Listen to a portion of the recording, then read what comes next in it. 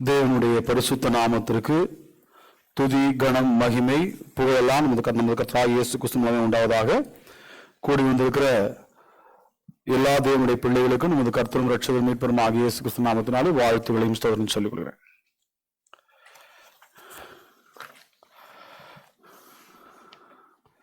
Mark எழுதின சுவிசேஷம் 16ஆம் அதிகாரம். மார்க் எழுதின சுவிசேஷம் 16ஆம் அதிகாரம்.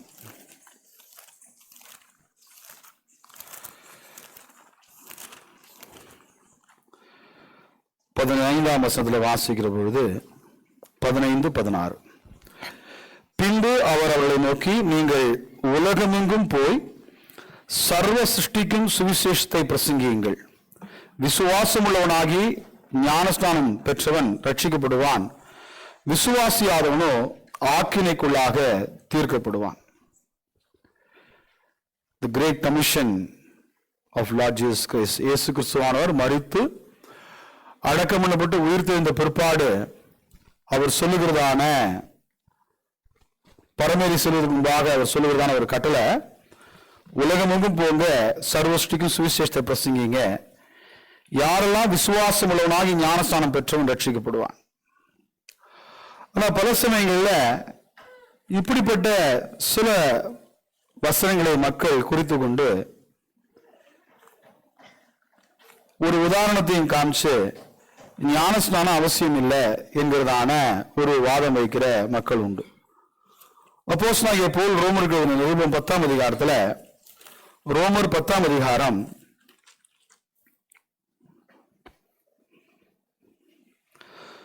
9ஆம் வசனம் 10ஆம் வசனத்தில் வாசிக்கிற போது, மார்க் ரோமர் 10ஆம் அதிகாரம் 9-10, என்னவென்றால், கர்த்தராகிய இயேசுவை நீ உன் வாயினாலே அறிக்கையிட்டு தேவன் அவரை மரித்தோரிலிருந்து எழுப்பினார் என்று உன் இருதயத்தில் விசுவாசித்தால் ரட்சிக்கப்படுவாய். நீதி உண்டாக இருதயத்தில் விசுவாசிக்கப்படும், ரட்சிப்பு உண்டாக வாயினாலே அறிக்கை பண்ணப்படும் என்பதான இந்த வசனங்கள். இத காண்பிச்சு, இல்ல நம்ம விசுவாசிச்சா போறோம், அறிக்கை பண்ணா போறோம், ஞானஸ்நானம் அவசியம் இல்லைங்கிறதானதுங்க ஒரு சிந்தைக்குள்ளாக போகிற மக்கள் இருக்கிறாங்க. இதை கடந்து அதற்கு ஒரு உதாரணமும் சொல்லப்படுகிறது. என்ன அப்படின்னு சொன்னா, சிலுவையில் அறையப்பட்ட கள்ளனுடைய என்னதுங்க காரியங்கள் சொல்லப்படுகிறது. ஒரு அந்த கல்லனை சார்ந்து இந்த நாள்ல, அல்லது அதை சார்ந்து நம்ம இந்த நாள்ல நம்முடைய செய்தியை நாம் பார்ப்போம். மத்தேயு சுவிசேஷம் 27ஆம் அதிகாரம் 38 வாசிக்கிற போது, மத்தேயு சுவிசேஷம் 27ஆம் அதிகாரம் 38 வாசிக்கும் போது, அப்பொழுது அவருடைய வலது பக்கத்தில் ஒருவனும் அவருடைய இடது பக்கத்தில் ஒருவனுமாக 2 கள்ளர் அவரோடு கூட சிலுவையில் அறையப்பட்டார்கள். 4 சுவிசேஷ புத்தகங்களும் இந்த தகவலை பதிவு செய்யுது. என்ன தகவலை பதிவு செய்யுதுன்னா, இயேசு கிறிஸ்துவனுடைய 2 பகுதியிலும் என்னதுங்க கள்ளர்கள் என்னதுங்க சிலுவையிலே அறையப்பட்டார்கள் என்கிறதான என்னதுங்க தகவல் பதிவு செய்யப்படுகிறது. அப்போ இந்த கள்ளன் whether he is exempted for என்னதுங்க baptism. அப்போ அதனால அவருக்கு ஞானஸ்நானம் அவசியம் இல்லையா அப்படின்ற ஒரு கேள்வி வருகிறது. இந்த இடத்துல பார்க்கிற போது 2 கள்ளர்களும், முதல்ல அந்த கள்ளருடைய சூழ்நிலை நாம் படிச்சிடலாம். 2 கள்ளர்களும் இயேசு கிறிஸ்துவை நிந்தித்ததாக நாம் பார்க்க முடியும். மத்தேயு சுவிசேஷம் 27ஆம் அதிகாரம் 39 வாசிக்கிற போது, மத்தேயு சுவிசேஷம் 27ஆம் அதிகாரம் 39 வாசிக்கிற போது, அந்த வழியாய் நடந்து போகிறவர்கள் தங்கள் தலைகளை துலுக்கி தேவாலயத்தை இடித்து 3 நாளைக்குள்ளே கட்டுகிறவனே, உன்னை நீயே ரட்சித்துக்கொள், நீ தேவனுடைய குமாரனானால் சிலுவையிலிருந்து இறங்கி வா என்று அவரை தூஷித்தார்கள். அப்படியே பிரதான ஆசாரியரும் வேதபாரகரும் மூப்பரும் பரியாசம் பண்ணி, மற்றவர்களை ரட்சித்தான், தன்னைத்தான் ரட்சித்துக் கொள்ள திராணி இல்லை, இவன் இஸ்ரவேலின் ராஜாவானால் இப்பொழுது சிலுவையிலிருந்து இறங்கி வரட்டும், அப்பொழுது இவனை விசுவாசிப்போம். தன்னை தேவனுடைய குமாரன் என்று சொல்லி தேவன் மேல் நம்பிக்கையாய் இருந்தானே, அவர் இவன் மேல் பிரியமாய் இருந்தால் இப்போது இவனை ரட்சிக்கட்டும் என்றார்கள். அப்படியே 23:39 வாசிக்கிற போது, அன்றியும் சிலுவையில் அறையப்பட்டிருந்த குற்றவாளியில் ஒருவன், நீ கிறிஸ்துவானால் உன்னையும் எங்களையும் ரட்சித்துக் கொள் என்று அவரை இகழ்ந்தான். தொடர்ந்து நம்ம வாசிக்கும் போது ரைட், ஆமா, இப்படி பொதுவாகவே சிலுவையில் இருக்கிற போது எல்லாரும் அவரை நிந்தித்தாங்க. அது ஒரு யதார்த்தமான ஒரு கேள்வியாகவே பார்க்கப்படுகிறது. அது யதார்த்தமான ஒரு எதிர்பார்ப்பாகவே பார்க்கப்படுகிறது. நீ தேவனுடைய குமாரனே ஆனால் நீ இறங்கி வாங்க அப்படின்றது ஒரு இயல்பாக ஒரு எதிர்பார்ப்பாக அவர்களுக்குள்ள இருந்துச்சு. அதை வைத்து இயேசு கிறிஸ்துவை பரிகாசம் பண்ணினார்கள் என்பதானதுங்க நாம் பார்க்க முடியும். இப்படி இருக்கிற இந்த சூழ்நிலையில அந்த ஒரு கல்லனுடைய ஸ்டேட்மெண்ட் இப்படி வருகிறது. லூக்கா சுவிசேஷம் 23 நாம் தொடர்ந்து வாசிக்கிற போது, அன்றியும் சிலுவையில் அறையப்பட்டிருந்த குற்றவாளியில் ஒருவன், நீ கிறிஸ்துவானால் உன்னையும் எங்களையும் ரட்சித்துக் கொள் என்று அவரை இகழ்ந்தான். 39 40 மற்றவன் அவனை நோக்கி, நீ இந்த ஆக்கணைக்குட்பட்டவனாய் இருந்தும் தேவனுக்கு பயப்படுவதில்லையா? நாமோ நியாயப்படி தண்டிக்கப்படுகிறோம், நாம் நடப்பித்தவர்களுக்காக பலனை அடைகிறோம், இவரோ தகாதொன்றும் நடப்பிக்கவில்லை என்று அவனை கடிந்து கொண்டான். அப்போ இங்க நாம் பார்க்கிற போது ஒரு முதல்ல 2 கல்லர்களும் இயேசு கிறிஸ்து தான் நாம் பார்க்க முடியும். அடுத்தது ஒருத்தர் ரொம்ப கொஞ்சம் இயேசு கிறிஸ்து என்ன எங்களை ரட்சித்துக் கொள்ளுங்க அப்படின்னு, உன்னையும் ரட்சித்துக்கோ எங்களையும் ரட்சித்துக்கோன்னு சொல்றாரு.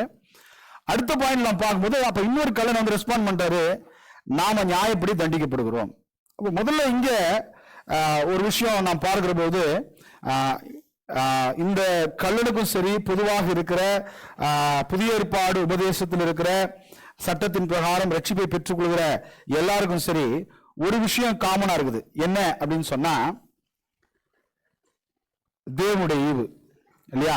எபேசியர்ல வாசிக்கிறோம். எபேசியர் 2ஆம் அதிகாரம் 8 வாசிக்கிற போது, எபேசியர் 2:8-9 வாசிக்கிற போது, கிருபையினாலே விசுவாசத்தை கொண்டு ரட்சிக்கப்பட்டீர்கள், இது உங்களால் உண்டானதல்ல, இது தேவனுடைய ஈவு, ஒருவரும் பெருமையை பாராட்டாதபடிக்கு இது கிரியைகளினால் உண்டானதல்ல.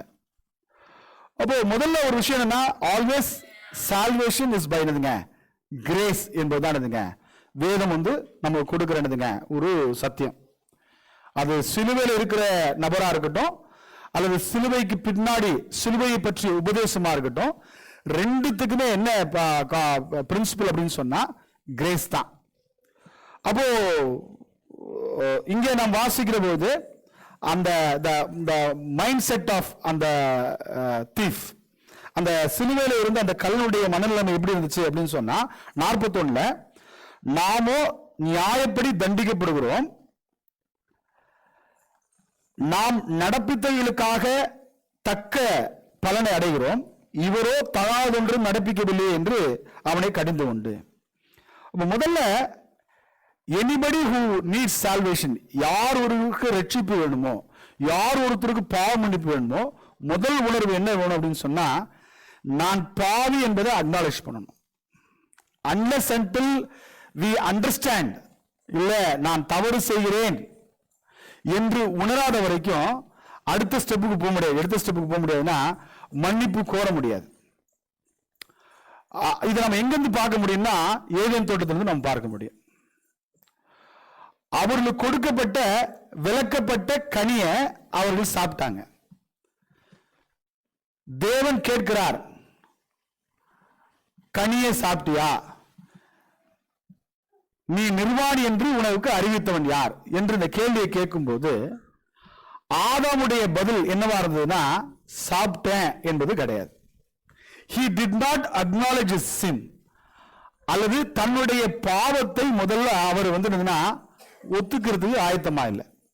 இதை யோபு பேசுகிற போது சொல்றார். யோபு 31-33 வாசிக்கிற போது, யோபு 31-33 வாசிக்கிற போது, யோபு 31-33 நான் ஆதாமை போல என் மீறுதல்களை மூடி என் அக்கிரமத்தை என் மடியிலே ஒளித்து வைத்தேனோ அப்படின்னு கேட்கிறார். அப்போ ஃபர்ஸ்ட் என்னன்னா, மன்னிப்பு வேணும் அப்படின்னா ஃபர்ஸ்ட் நம்ம எதை ஒத்துக்கணும் அப்படின்னா, நான் பாவி என்பதை ஒத்துக்கணும். நான் என்ன பாவம் செஞ்சேன் அப்படின்னு சொல்லி நாம் when we go into the mode of justification, நாம் செய்யற காரியங்களை நியாயப்படுத்துவதற்கு நாம் போனோம் என்று சொன்னால் அங்க பாவ மன்னிப்பு கிடையாது. அப்போ இந்த கள்ளன் முதல்ல ஒரு காரியத்தை தெளிவா அறிஞ்சிருந்தா என்னன்னா, நாம் நடப்பித்தவர்களுக்காக நாம் தண்டிக்கப்படுகிறோம், அதாவது நாம தப்பு பண்ணிருக்கோம்ன்றத கள்ளன் ஃபர்ஸ்ட் அக்னாலேஜ் பண்றார், அதை ஒத்துக்கிறார். இதுதான் எல்லா பாவ மன்னிப்புக்கும் அடிப்படை தேவை. நான் பாவம் பண்ணல, நான் செய்தது சரி, அல்லது என்னுடைய செயல்பாடுகளை நான் நியாயப்படுத்தினேன் அப்படின்னு சொன்னா அங்க என்ன ஆயிடுங்க, there is no place of grace or forgiveness. Again, always a supposition question which cannot be asked now. ஒருவேளை ஆதாம் அந்த கேள்வி கேட்கிற போது இல்லையா, நீ நிர்வாணி என்று உனக்கு அறிவித்தவன் யார், விலக்கின கனியை சாப்பிட்டியா அப்படின்னு கேட்கும்போது, if at all we cannot ask this question now, if it is a supposition question, sorry God, I am sorry, நான் சாப்பிட்டேன்னு சொல்லியிருந்தாருனா என்ன ஆய்வுக்கும் நம்மளால இமேஜின் பண்ணி பார்க்க முடியாது. பட் ஃப்ரம் த பிகினிங், அன்றையிலிருந்து இன்ன வரைக்கும் the human mindset is always common, we always justify our acts. நம்முடைய செயலை எப்பொழுதும் நாம் நியாயப்படுத்துவோம். Do we need forgiveness from God? தேவனிடத்திலிருந்து நமக்கு மன்னிப்பு வேணும் அப்படின்னு சொன்னா ஃபர்ஸ்ட் என்னதுங்க, ஃபர்ஸ்ட் பாயிண்ட் கள்ளன் கிட்ட நாம் கற்றுக்கொள்கிற பாடம் என்ன, அக்செப்ட் என்னதுங்க our failures, our sins, our mistakes. அந்த ஸ்டெப் இல்லாம அடுத்த ஸ்டெப்புக்கு போக முடியாது. அந்த அந்த இடத்துல இயேசு கிறிஸ்துவுடைய அடுத்த ரிசல்ட் சொல்றதுக்கு காரணம் என்ன, இயேசு கிறிஸ்துக்கு அந்த கல்லனை தெரியாது இல்லையா, பட் கல்லனுக்கு இயேசு கிறிஸ்து நல்லா தெரிஞ்சிருந்துச்சு. ரைட்டா? இயேசு கிறிஸ்து எதை பேஸ் பண்ணி அடுத்த ஸ்டேட்மெண்ட்டை சொல்றாரு அப்படின்னு சொன்னா அவனுடைய இந்த ஸ்டேட்மெண்ட் தான். இந்த ஸ்டேட்மெண்ட்டுங்க, நாம் நியாயப்படி தண்டிக்கப்படுகிறோம். அப்போ தெரியுது இல்லையா, எது தெரியுதுங்க, நான் பாவம் பண்ணிட்டேன்.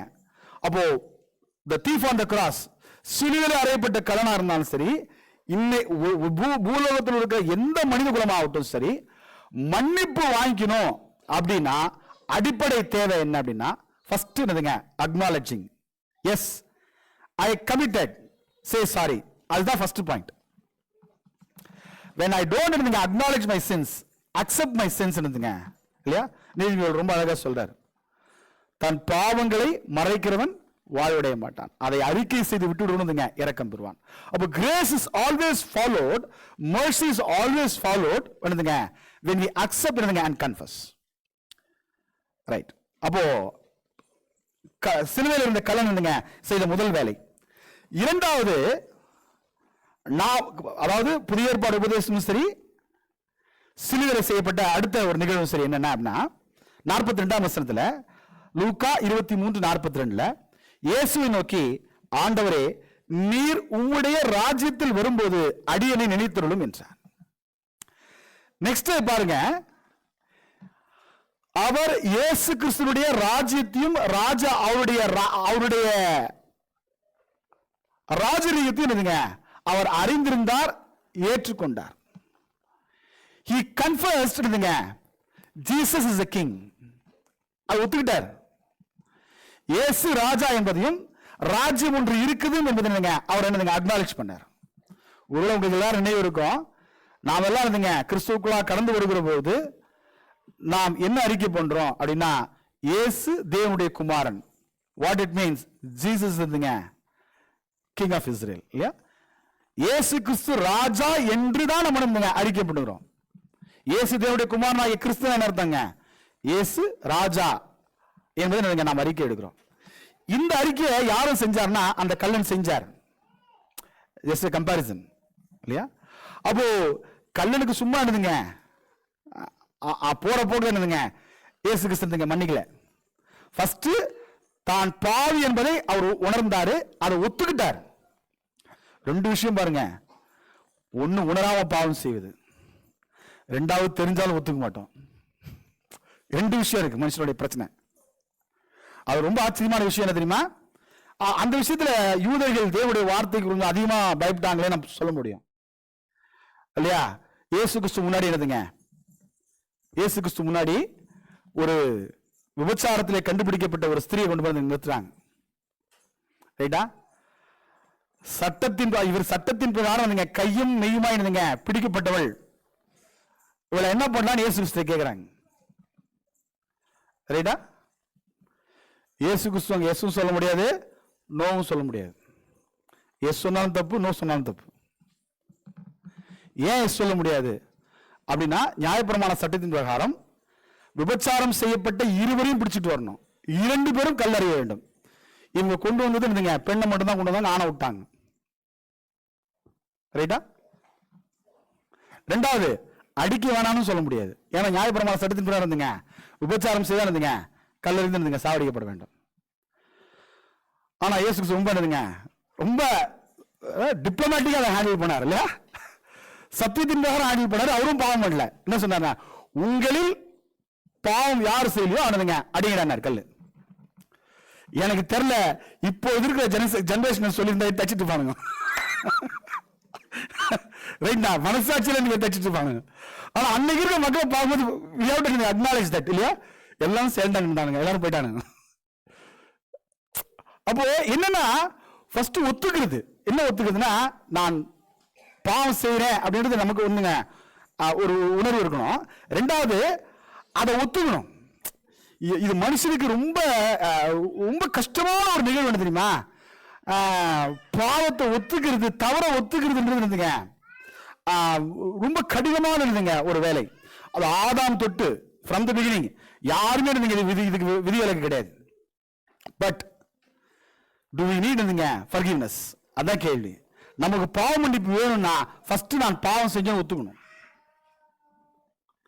2வது, இயேசு கிறிஸ்துவுடைய அந்த கிங்ஷிப் அல்லது இயேசு கிறிஸ்து ராஜா என்பது அங்கீகரிக்க வேண்டியது அவசியம். இந்த 2 காரியத்தை யார் செஞ்சார்னா கள்ளன் செஞ்சார். 3வது, அதே 42 சொல்லுகிற போது இயேசுவை நோக்கி, ஆண்டவரே, நீர் உம்முடைய ராஜ்யத்திலே வரும்போது அடியனை நினைத்தருளும் என்றார். இப்போ கள்ளனுக்கு நல்லா தெரியும் இயேசு கிறிஸ்து சிலுவையில் அறையப்பட போறார், மரிக்க போறார் என்பது. ஏன்னா சிலுவையில் இருக்கிறது இட்ஸ் நாட் a joke இல்லையா? ஹவு பெயின்ஃபுல் என்பது சிலுவையில் இருக்கிறவங்களுக்கு மட்டும் தான் தெரியும். அந்த பெயினை யார் ஃபீல் பண்றான்னா கள்ளன் ஃபீல் பண்றான். But next death. அப்ப என்ன நெக்ஸ்ட் பிலீவ் பண்றாருன்னா லைஃப் ஆஃப்டர் டெத் அக்னாலேஜ் பண்றாரு. உம்முடைய ராஜ்யத்தில் வருகிற போது அவருடைய ராஜ்யத்தை ஒத்துக்கிறாரு, அவர் ராஜா என்பதை ஒத்துக்கிறாரு, அல்லது மறுஜென்மம் அல்லது இயேசு அதாவது மரணத்துக்கு பிற்பாடு ஒரு வாழ்க்கை உண்டு தீஃப் ஒத்துக்கிறார். இது எல்லாருடைய அந்த ஸ்டேட்மெண்ட்ல இருக்குது. நம்ம போற போக்குல சொல்லக்கூடாது. என்ன சொல்லக்கூடாதுங்க, அவரு ஒண்ணுமே பண்ணல, அவரு சிலுவையில இருந்து மன்னிப்பு வாங்கிட்டாரு. இல்ல இல்ல, புதிய ஏற்பாடு சட்டத்தினுடைய எல்லா தத்துவங்களும் இருந்துங்க அந்த இடத்துல இருந்துச்சு. ஒண்ணு மட்டும் தான் கிடையாது இருந்துங்க, வாட்டர் பேப்டிசம் மட்டும் தான் கிடையாது. மற்ற எல்லாத்தையும் இருந்துங்க he fulfilled it. ரைட்டா? சரி, இது நான் இப்படி நீங்க நிறுத்துறேன். இப்ப கேள்வி, அடுத்த கேள்வி, நான் இந்த சைடு வரேன். இப்போ புதிய ஏற்பாடு சட்டத்தின் பிரகாரம் எதெல்லாம் விசுவாசிக்கணுமோ, எதெல்லாம் அங்கீகரிக்கணுமோ அதெல்லாம் அந்த கள்ளன் செஞ்சுட்டார். இதுதான் நம்மளும் செய்யறோம். ஒரே ஒரு பாயிண்ட் தான் மிஸ்ஸிங், வாட்டர் பேப்டிசம் மட்டும் தான் மிஸ்ஸிங். சரி, இப்ப இங்க ஞானஸ்நானம் அந்த இடத்துல என்ன நடக்குது என்பதுதான் முதல் பார்வை இல்லையா? ஞானஸ்நானம் என்கிற விஷயத்துல என்ன நடக்குது? நான் அதிகமா விவரிக்கிறதுங்க, நேரமும் காலமும் போதாது. நான் ரொம்ப குறிப்பிட்ட மொத்தம் நான் சொல்லுகிறேன். 9ஆம் அதிகாரத்தில் வாசிக்கிற முதல் காரியம் நம்ம வாசிக்கும் போது எபிரேயர் 9ஆம் அதிகாரம், எபிரேயர் 9:15-17 the basic and the principle இல்லையா? ஆமா, இதுதான் அடிப்படை. எபிரேயர் 9ஆம் அதிகாரம் 15 வாசிக்கிற பொழுது, ஆகையால் முதலாம் உடன்படிக்கையின் காலத்திலே நடந்த அக்கிரமங்களை நிவர்த்தி செய்யும் பொருட்டு அவர் மரணம் அடைந்து அழைக்கப்பட்டவர்கள் வாக்குத்தத்தம் பண்ணப்பட்ட நித்திய சுதந்திரத்தை அடைந்து கொள்வதற்காக புது உடன்படிக்கை மத்தியஸ்தராயிருக்கிறார். ஏனென்றால் எங்கே மரண சாதனம் உண்டோ அங்கே அந்த சாதனத்தை எழுதினுடைய மரணமும் உண்டாக வேண்டும். எப்படியெனில் மரணம் உண்டான பின்பே மரண சாதனம் உறுதிப்படும், அதை எழுதினவன் உயிரோடு இருக்கையில் அதற்கு பலன் இல்லையே. அப்ப ஃபர்ஸ்ட் எதுக்கு ஒப்பிடுறாருன்னா புதிய ஏற்பாடு உபதேசத்தை வில்லோட ஒப்பிடுறாரு. வில் அப்படின்னு சொன்னா WILL தான், வில் தான் அதுக்கு பேரு இல்லையா. நமக்கு வில்லுன்னு சொன்னா என்னதான் தெரியுங்க, பேரண்ட்ஸ் எழுதி வைக்கிற வில்லு, சொத்து. நமக்கு வில்லுன்னா அது மட்டும் தான் தெரியும். நிறைய காரியம் அதை சார்ந்து இருக்குது இல்லையா. ஒரு வில் வந்து ஒருத்தர் உயிரோடு இருக்கிற போது அவருடைய சொத்துக்களை என்னதுங்க குறித்து அல்லது அவர் மனசுல நினைக்கிறதை குறித்து என்னதுங்க எழுதி வைக்கிறதுங்க ஒரு சாசனம் இல்லையா. அதை எத்தனை வாட்டி வேணாலும் நீங்க ஒரு மாத்தலாம் உயிரோடு இருக்கிற வரைக்கும். புரியுதா உங்களுக்கு? ஒரு தகப்பனுக்கு 2 பசங்க இருக்காருன்னு வச்சுங்க, ரைட்டா. ஃபர்ஸ்ட் அண்ணன் மேல பாசமா இருக்கிறாருன்னு வச்சுங்க, சொத்து பூரா அண்ணன் மேல எழுதுறாரு, ரைட்டா. 1 வருஷம் கழிஞ்சு பெரிய பையனுக்கு அப்பாவுக்கு சண்டைன்னு வச்சுங்க, உடனே என்ன பண்ணலாம், அப்பா அந்த வில்ல மாத்தலாம். என்ன மாத்தலாம்? அந்த வில்ல கேன்சல் பண்ணி என்ன பண்ணலாம், எல்லாத்தையும் நீங்க சின்ன பையனுக்கு எழுதி வைக்கலாம். திரும்பி 1 மாசம் கழிஞ்சு திரும்பி என்னதுங்க சின்ன பையன் கூட சண்டை, திரும்பி என்ன பண்ணலாம், அந்த வில்ல என்னதுங்க வேற யாருக்கு நடந்துங்க எழுதி வைக்கலாம். அவர் மறிக்கிற வரைக்கும் எத்தனை அடி ஆகுங்க வில்லு எழுதலாம். எந்த வில்லு செல்லுபடி ஆகும்னா மறிப்பதற்கு முன்னாடி எழுதப்பட்ட கடைசி வில்லு தான் என்னதுங்க செல்லுபடி ஆகும். அதுதான் என்னதுங்க சட்டம். இப்ப பாருங்க, அந்த வில்லு எப்போ வந்து இதுக்கு வரணும்னா அமுலுக்கு வரும்னா அவர் உயிரோடு இருக்கிற போது இருந்துங்க அது அமுலுக்கு வராது. அதை ஒண்ணுமே பண்ண முடியாது, எப்போனாலும் மாத்தலாம். அந்த வில் எக்ஸிக்யூட் ஆகணும்னா எப்போ ஆகணுங்க, அவர் மறிக்கணும். இப்ப வேதம் சொல்லுது புதிய ஏற்பாடு உபதேசம் எக்ஸிக்யூட் ஆகணும் அப்படின்னு சொன்னதுங்க மரணம் நடக்கணும். இயேசு கிறிஸ்து இன்னும் மறிக்கல, சிலுவையில தான் இருக்காரு, ஸ்டில் இருந்துங்க அலைவ். அப்ப முதல்ல புதிய ஏற்பாடு உபதேசம் எக்ஸிகியூஷனுக்கு வரணும் அப்படின்னாலே எதிர்ங்க இயேசு கிறிஸ்து மறிக்கணும். இயேசு கிறிஸ்து மறிக்காமல் புதிய ஏற்பாடு உபதேசம் என்னதுங்க வராது. அப்ப புதிய ஏற்பாடு உபதேசம் எப்ப வருது, இயேசு கிறிஸ்து எப்ப இந்த ஸ்டேட்மெண்ட் சொல்றாரு, மார்க் 16:5-15-16 சொல்லும் போது இயேசு கிறிஸ்து மரித்து அடக்கம் பண்ணப்பட்டு உயிர் தேர்ந்து இல்லையா 40 நாள் நீங்க உயிரோடு இருக்கிறவரை காண்பித்து அவர் பரமேறி போவதற்கு முன்பாக இயேசு கிறிஸ்து கொடுக்கிற சட்டம் என்னன்னா, நீங்க உலகம் எங்கும் போங்க, சர்வ சிருஷ்டிக்கு சுவிசேஷத்தை பிரசங்கிங்கள். This law will not be applicable before the cross. சிலுவையில இருக்கிறவருக்கு முன்னாடி இருந்துங்க இந்த சட்டம் இருந்துங்க வராது. உங்களுக்கு புரியுற மாதிரி சொன்னா, ஆபிரகாம், ஈசாக்கு, யாக்கோபு அவர்கள் ஓய்வு நாளை அனுசரிக்கவில்லை. ஏன் ஓய்வு நாளை அனுசரிக்கவில்லை? அவர்கள் செய்தது தவறல்லவா? ஏன்னா ஓய்வு நாளை அனுசரிக்கலன்னு சொன்னா பிக்கஸ்ட் பனிஷ்மெண்ட். இஸ்ரேல் மக்கள் அடிமைத்தனத்திற்குள்ளாக போவதற்கு காரணம் என்னதுங்க, அவர்கள் ஓய்வு நாளை சட்டத்தின் பிரகாரம் அனுசரிக்கலன்றதுங்க பல வசனங்கள் சொல்லப்படுகிறது. அப்ப ஆபிரகாம் ஓய்வு நாள் அனுசரிச்சாரா? இல்லையே. ஏன் அனுசரிக்கல? ஏன்னா அப்ப ஓய்வு நாள் சட்டமே இல்லை. சட்டம் இருந்தால் மட்டும்தான் அதை மீறுதல். பாவம்னா என்ன? பிரமாணத்தை மீறுவதுதான். அப்போ இங்க கல்லனுக்கு எது பொருந்தாது, எது பொருந்தாதுன்னா வாட்டர் பேப்டிசம் பொருந்தாது. பட் மத்த எல்லாமே இருந்துச்சு. என்னெல்லாம் இருந்துச்சுங்க?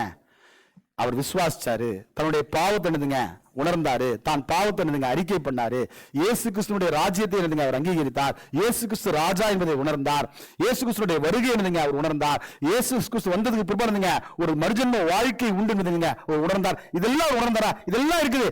இதெல்லாம் நமக்கு பாதிதை. இதெல்லாம் நம்மளும் இதெல்லாம் நம்பணும். ஆனா எங்கு மாறுபடுகிறோம் அப்படின்னு சொன்னா, இங்க ஒரு இடத்துல தான் மாறுபடுகிறோம். அங்க வாட்டர் பேப்டிசம் கிடையாது என்பதுதான். ரைட்டா? சரி, ஆமா போறோம். உங்களுக்கு ஓரளவுக்கு இருந்துங்க நான் ஒரு புரிய வச்சுட்டா நான் நினைக்கிறேன். இன்னொரு சமூகம் அங்க நடக்குது என்ன அப்படின்னு சொன்னா, ஆமா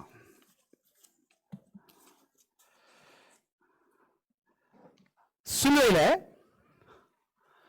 ரோமர் 6ஆம் அதிகாரத்தில் நம்ம படிக்கிறோம். நேரம் இல்லை, நீங்க வீட்டில் போய் படிச்சுங்க 1-7 இல்லையா. ரோமர் 6ஆம் அதிகாரம் 1-7 நீங்க வாசிக்கிற போது அந்த ஞானஸ்நானமும் இயேசு கிறிஸ்துனுடைய மரணமும் அடக்கமும் உயிர் தெழுதுங்க. இட்ஸ் என்னதுங்க லைக்னஸ். எப்படி அவர் மரித்தாரோ நாமளும் மரிக்கணும். எப்படி அவர் அடக்கம் பண்ணப்பட்டாரோ நாம் ஒண்ணுதுங்க அடக்கம் பண்ணப்படணும், எப்படி அவர் உயிர் தெழுந்தாரோ நாம் ஒண்ணுதுங்க உயிர் தெழணும். இதுதான் பிரின்சிபல். அந்த அந்த பேட்டர்ன் அப்படியே அங்க இருக்குது. இப்ப இதுல பவுல் ஒரு காரியத்தை பேசுறாரு கலாத்தியருக்கு எழுதுற போது. கலாத்தியருக்கு எழுதுறது 2ஆம் அதிகாரம் 20ஆம் வசனத்துல வாசிக்கிற போது, சிலுவை கல்லனுக்கும் நமக்கும் ஒரு பெரிய ஒப்புமை உண்டு. ஆன் ஃபெய்த் ஒன்று உண்டு, அந்த ஆக்ஷன்ல ஒன்று இருக்கணும். ரைட்டா? என்ன ஆக்ஷன்ல இருக்கணும் அப்படின்னு சொன்னா, கலாத்தியர் 2ஆம் அதிகாரம் 20ஆம் வசனத்துல வாசிக்கிற போது, கிறிஸ்துவுடனே கூட சிலுவையில் அறையப்பட்டேன், ஆயினும் பிழைத்திருக்கிறேன், இனி நான் அல்ல, கிறிஸ்துவே எனக்குள் பிழைத்திருக்கிறார். நான் இப்பொழுது மாம்சத்தில் பிழைத்திருக்கிறதோ என்னில் அன்பு கூர்ந்து எனக்காக தம்மை தாமே ஒப்பு கொடுத்த தேவனுடைய குமாரனை பற்றும் விசுவாசத்தினாலே பிழைத்திருக்கிறேன் என்ற பாயிண்ட் பாருங்க. கிறிஸ்துவுடனே கூட சிலுவையில் அறையப்பட்டேன். கள்ளனும் கிறிஸ்துவுடனே கூட சிலுவையில் அறையப்பட்டார். கரெக்டா? அவர் சரீர பிரகாரமாக கிறிஸ்துவுடனே கூட கள்ளனும் சிலுவையில் அறையப்பட்டார். இங்க பவுல் சொல்றாரு, நாமும் ஞானஸ்நானத்தினாலே சிலுவையில் அறையப்பட்டோம். இப்ப நம்ம அறையப்பட்டோம்னா என்ன அர்த்தங்க? செத்துட்டோம்னு அர்த்தம் இல்லையா? சொல்றாரு கொலோசியர்ல சொல்றாரு பாருங்க. கொலோசியர் நிருபத்துல கொலோசியர் 3ஆம் அதிகாரம் 3ஆம் வசனத்துல, ஏனென்றால் கொலோசியர் 3:3 ஏனென்றால் நீங்கள் மரித்தீர்கள் என்றார். கேள்வி என்னன்னா, கள்ளன் மரிச்சிட்டான், கள்ளன் மரிச்சிட்டான், நாம் மரித்தோமா என்பதுதான் கேள்வி. Did we die in the cross? That means, did we die for our sins in the cross? நம்முடைய பழைய மனுஷனை அங்கே சொல்றாரு, கிறிஸ்துவனுடைய கூட சிலுவையில் அறையப்பட்டேன், ஆயினும் பிழைத்திருக்கிறேன், இனி நான் அல்ல, கிறிஸ்துவே எனக்குள் பிழைத்திருக்கிறார். இப்படிப்பட்ட வாசகத்தை நம்மளால சொல்ல முடியுமா? விட்டுட்டோமா? ஆனா கல்ல பிசிக்கலா செஞ்சு முடிச்சா அதோட ஒரு வாழ்க்கை முடிஞ்சு போச்சு இல்லையா?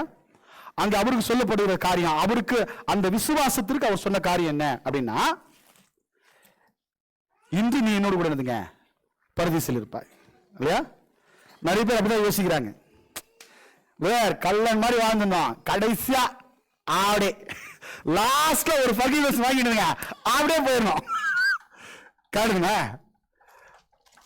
வாய்ப்பில்லை ராஜா, இல்ல கேளுங்க. ஆமா, ஆனா இயேசு கிறிஸ்து அங்கே அந்த வார்த்தையை சொல்லுவதற்கு அவருக்கு அதிகாரம் இருந்துச்சு. கரெக்டா? இன்று நீ என்னோடு கூட பரதீசில் இருப்பாய் என்று சொல்லக்கூடிய அதிகாரம் அவருக்கு இருந்துச்சு. அவருக்கு மட்டும் சொன்னது கிடையாது. ஃபார் தட் மேட்டர் பூமியில் இருக்கிற போது இருந்துங்க வேறு சொல்லியிருக்கிறாரு. அந்த வார்த்தையை நீங்களே பார்த்துங்க. சொல்லான்னு பார்த்தேன், நேரம் இல்லை. மத்தேயு 9ஆம் அதிகாரம் 6ஆம் வசனத்துல வாசிக்கிற போது, மத்தேயு 9:6 அல்லது கொஞ்சம் மேல இருந்து படிக்கிற பாருங்க. 5 வாசிக்கும் போது, உன் பாவங்கள் மன்னிக்கப்பட்டது என்று சொல்வதோ எழுந்து நட என்று சொல்வதோ எது எளிது? பூமியிலே பாவங்களை மன்னிக்க மனுஷகுமாரனுக்கு அதிகாரம் உண்டு என்பதை நீங்கள் அறிய வேண்டும் என்று சொல்லி திமிர்வாதக்காரனை நோக்கி, நீ எழுந்து உன் படுக்கையை எடுத்துக்கொண்டு உன் வீட்டுக்கு போ என்றார். அப்ப இயேசு கிறிஸ்துவுக்கு அந்த அதிகாரம் இருந்துச்சு. என்ன அதிகாரம் இருந்துச்சுன்னா, சிலுவைக்கு முன்னாடி அந்த அதிகாரம் இருந்துச்சு. என்ன அதிகாரம் இருந்துச்சுங்க?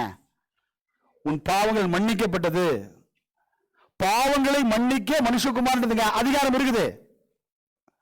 ஆனா இதே இயேசு கிறிஸ்து என்ன பண்ணல? கொஞ்சம் யோசிச்சு பார்த்துங்க இல்லையா? இதே இயேசு கிறிஸ்து என்ன பண்ணலங்க? நேரடியா யாரை பார்த்தாருங்க? சவுலை பார்த்தார். சவுலே சவுலே முள்ளில் உதைக்கிறவனு கடினமான்னு சொன்னார். சொன்னாரா? சொன்னார். யார் நீங்க அப்படின்னு கேட்கிறார் இல்லையா? நீ துன்பப்படுத்துகிற இயேசு நானே அப்படின்றார். சொன்னவரு என்ன சொல்லனா, உன்னுடைய பாவங்கள் மன்னிக்கப்பட்டது என்று பவுல பார்த்துங்க சொல்லலங்க. சொன்னாரா? இல்ல, நீ பட்டணத்துக்கு போ, உனக்கு அங்க சொல்லப்படும். அனனியா கிட்ட சொன்னார், நீ போ. அனனியா பயப்படுறாரு, இல்ல ரொம்ப டேஞ்சரஸ் கைன்றார். அனனியா அதெல்லாம் எனக்கு தெரியும், நீ போன்றார். கரெக்டா?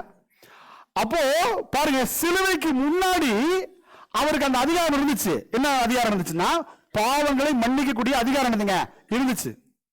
சிலுவைக்கு பிற்பாடு இயேசு கிறிஸ்து என்னதுங்க நேரடியா வந்துடுதுங்க. அந்த வார்த்தையை சொல்ல என்ன பண்ண சொல்லுங்க சவுல்கிட்ட, உன்னுடைய பாவங்கள் மன்னிக்கப்பட்டது என்று சொல்லி. அப்போ வேதாகமும் அல்லது தேவனுடைய வார்த்தை தான் தீர்மானிக்கிறது எல்லாவற்றையும். அப்போ சிலுவைக்கு முன்னாடி பாவங்களை மன்னிக்கக்கூடிய அதிகாரத்தில் இருந்துங்க மனுஷகுமார் இயேசு கிறிஸ்து பூமியில் இருக்கும்போது பெற்றிருந்தார். அதே இயேசு கிறிஸ்து மரித்து அடக்கம் பண்ணப்பட்டு உயிர் தெழுந்த பிற்பாடு இல்லையா, திரும்பி அவர் வந்து சவுலை சந்திக்கிற போது அந்த ஸ்டேட்மெண்ட் அவர் சொல்லல, நீ பட்டணத்துக்கு போன்றார். அப்புறம் என்னதுங்க அனனியா போய் டீச் பண்றாரு. அப்புறம் சொல்றாரு, இப்போது நீ தாமதிக்கிறது என்ன, உன்னதுங்க உன் பாவங்களை அறிக்கிட்டு இருந்துங்க, உன் பாவங்கள் போனதுங்க கழுகப்படு அப்படின்றார். அப்புறம் பவுல் என்னதுங்க ஞானஸ்நானம் எடுக்கிறார் இல்லையா. அப்போ இன்னைக்கு பொதுவாகவே ரொம்ப சுலபமாக மக்கள் எழுதுங்க ஒரு ஒரு ஒரு ஒரு கள்ளத்தனமான உபதேசங்களை தங்களுடைய விருப்பங்களை இல்லையா கொண்டு வருவதற்காக என்ன சொல்றாங்கன்னா, இல்ல இல்ல விசுவாசா போறோம், அறிக்கையிட்டா போறோம், ஞானஸ்தானம் அவசியம் கிடையாது. பாருங்க கல்லணை வந்துங்க அவரு ஞானஸ்தானம் எடுத்தாரா, அவர் விசுவாசிச்சாரு உடனே அவரு பரதீசுக்கு போயிட்டாரு. இல்ல இல்ல, விசுவாசத்துக்கு அதாவது ஞானஸ்நானத்துக்கு முன்னாடி எப்படிப்பட்ட நம்பிக்கைகளும் எப்படிப்பட்ட எண்ணங்களும் எப்படிப்பட்ட சுபாவங்களும் எப்படிப்பட்ட மனமாறும் இருக்க வேண்டுமோ அது எல்லாம் அந்த கல்லனுக்கு இருந்துச்சு. அந்த மனுஷனுக்கும் சரி நமக்கும் சரி உலகத்தில் இருக்க எல்லாருக்கும் சரி மன்னிப்பு என்பது இட் இஸ் ஆல்வேஸ் இருந்துங்க, இட்ஸ் a grace. அப்ப அந்த கிரேஸுக்கு என்னதான் தேவைன்னா ஃபர்ஸ்ட் இருந்துங்க அக்னாலஜிங், என்னுடைய தவறை என்னுடைய பாவத்தை என்னதுங்க நான் உணரணும், அதை அறிக்கையிடணும். அது அந்த கல்லன் இருந்துங்க கரெக்டா செஞ்சாரு. சட்டம் சிலுவை பிற்பாடு தான் இருந்துங்க சொல்லப்பட்டது, உலகமும் போங்க இல்லையா, சர்வஸ்டிக்கு சுவிசேஷத்தை பிரசங்கிங்க. அப்படி சொல்லி சுவிசேஷம் தான் என்னதுங்க 1 Corinthians 15:1 4 வரைக்கும் வாசிக்கிற பொழுது இயேசு கிறிஸ்து நம்முடைய பாவங்களுக்காக மரித்து அடக்கம் பண்ணப்பட்டு வேத வாக்கியம் இருந்துங்க 3ஆம் நாள் உயிர் தெழுந்தார். அந்த சம்பவமே என்னதுங்க நடக்கல. அப்போ அந்த சட்டமே என்னதுங்க அப்ளிகபிள் என்னதுங்க கிடையாது. ஆனா மத்த எல்லா செயலுங்க அவர்கிட்ட இருந்துச்சு. அப்போ உலகத்துல பல விதமான உபதேசங்கள் இருக்குது. ஆனா ஒரு காரியத்தை நம்ம நல்லா புரிஞ்சுக்கணும், கல்லன் இயேசு கிறிஸ்துவோட கூட சிலுவையில் அறையப்பட்டான். நாமும் ஞானஸ்நானத்தினாலே சிலுவையில் அறையப்பட்டிருக்கிறோம். கல்லன் செத்துட்டான், நம்ம செத்துட்டோமா? செத்தான்னுதுங்க இல்லையா.